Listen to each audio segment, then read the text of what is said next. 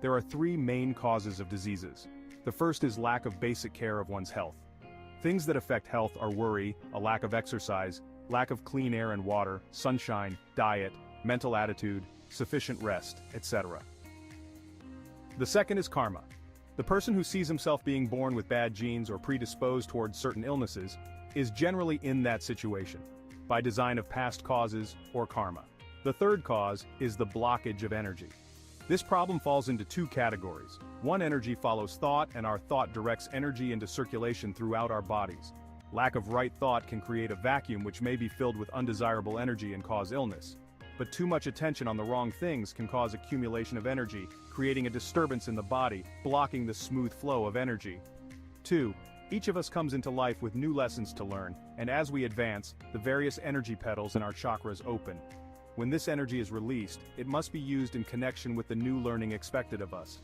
The new energy and new lessons are always difficult at first, and our inclination is to resist them. When we do that, the flow of energy is disturbed and ill health is often the result. Faith is important for both the healer and the patient, but the word had a different meaning in the time of Jesus than it does now. Many Christians today see it as mere blind belief, but those who wrote the scriptures saw it differently.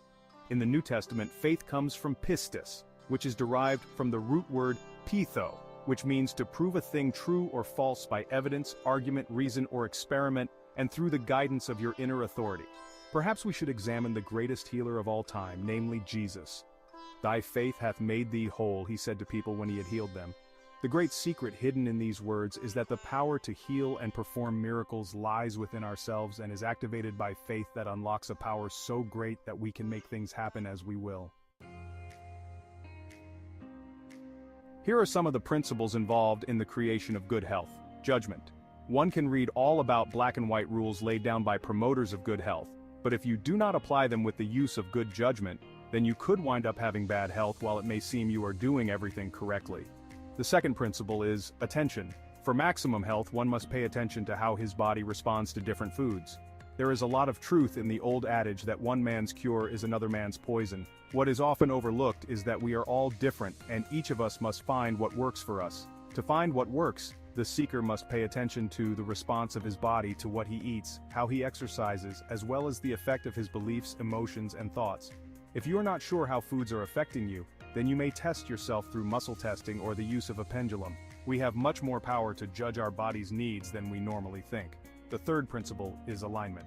If we listen to the inner voice, we can obtain guidance that will lead us to obtain the health that we desire. Think of it this way.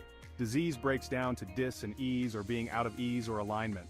The fourth principle is elimination. Many poisons from nature, pesticides, and overprocessed foods accumulate in the body. Too many poisons are particularly bad for the liver, the kidneys, and the heart. Try to stop eating for 2 or 3 days and drink only pure water and then look in the mirror at your tongue. The more coated it is, the more poisons you have in you. To avoid accumulating too many poisons, avoid processed foods, pesticides, and chlorinated or contaminated water. Eat live or organic foods as much as possible. Go on a fast.